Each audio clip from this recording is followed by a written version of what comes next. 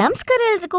ಮನೇಲಿ ಕುತ್ಕೊಂಡು ಬೋರ್ ಆಗ್ತಿತ್ತು. ಯಾರಾದರೂ ಎಲ್ಲಿಗಾದ್ರೂ ಕರೀಲಿ ಅಂತ ವೆಯ್ಟ್ ಮಾಡ್ತಾ ಇದ್ದೆ. ನನ್ನ ತಮ್ಮ ರೆಡಿ ಆಗೋ ಅಂತ ಕೇಳ್ದ. ಎಲ್ಲಿ ಏನು ಎತ್ತ ಏನು ಕೇಳ್ದಲೆ ಸುಮ್ಮನೆ ರೆಡಿ ಆದ. ಪೆಟ್ರೋಲ್ ಹಾಕ್ಸ್ಕೊಂಡು ಹೊರಟ್ವಿ. ಇದೊಂದು ಮಾತು ಹೇಳಕ್ಕೆ ಇಷ್ಟಪಡ್ತೀನಿ. ಹೋಗ್ತಿರೋ ಜಾಗಕ್ಕಿಂತ ಹೋಗೋ ದಾರಿ ಎಷ್ಟು ಚೆನ್ನಾಗಿತ್ತು ಗೊತ್ತಾ.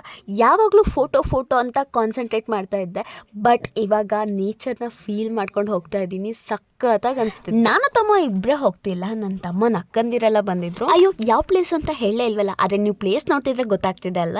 ಹೌದು, ನಾವಿವತ್ತು ರಂಗನ ಬೆಟ್ಟಕ್ಕೆ ಬಂದಿದ್ವಿ. ಕೆಳಗಡೆ ಇರೋ ಆಂಜನೇಯ ಸ್ವಾಮಿಗೆ ನಮಸ್ಕಾರ ಹಾಕಿ ಮೆಟ್ಲತ್ತಕ್ಕೆ ಸ್ಟಾರ್ಟ್ ಮಾಡಿದೆ. ಅಬ್ಬಬ್ಬಬ್ಬ ಏನ್ ಸಖತ್ತಾಗಿದೆ ಗೊತ್ತಾ ಪ್ಲೇಸು.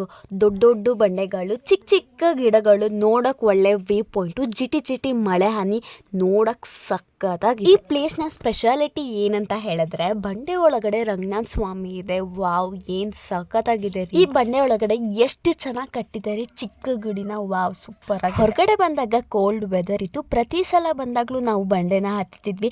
ಈ ಸತಿ ಹತ್ತದಿಲ್ಲ, ಬಂಡೆ ಫುಲ್ಲು ಜಾರ್ಕೆ ಇತ್ತು ಅಂತ ನಾನು ಹತ್ತಕ್ ಟ್ರೈನು ಕೂಡ ಮಾಡ್ಲಿಲ್ಲ. ಆ ಬಂಡೆ ಕಲ್ನ ಇಲ್ಲಿಂದನೇ ಟಚ್ ಮಾಡಿ ಬೇಡಪ್ಪ ಅಂತ ಸುಮ್ನೆ ಆದೆ. ಅದಾದ್ಮೇಲೆ ಇರ್ಲೇಬೇಕಲ್ವಾ, ನಮ್ ರೀಲ್ಸು ಫೋಟೋಸ್ ಅಂತ ಎಲ್ಲ ತಗೊಂಡು ಅಲ್ಲಿಂದ ಹೊರಟು ಚಿಕ್ಕಮಗಳೂರಿಗೆ ಹೋದ್ರೆ ಸಾಕಾಗಿತ್ತು. ಯಾಕಂದ್ರೆ ಅಷ್ಟೊಂದು ಹೊಟ್ಟೆ ಹಸ್ತಿತ್ತು. ಒಳ್ಳೆ ಹೋಟ್ಲಲ್ಲಿ ಚಿಕನ್ ಊಟ ಮಾಡಿ ಮನೆ ಕಡೆ ಹೊರಟ್ವಿ. ನೆಕ್ಸ್ಟ್ ವಿಡಿಯೋದಲ್ಲಿ ಸಿಗ್ತೀನಿ. ಬಾಯ್.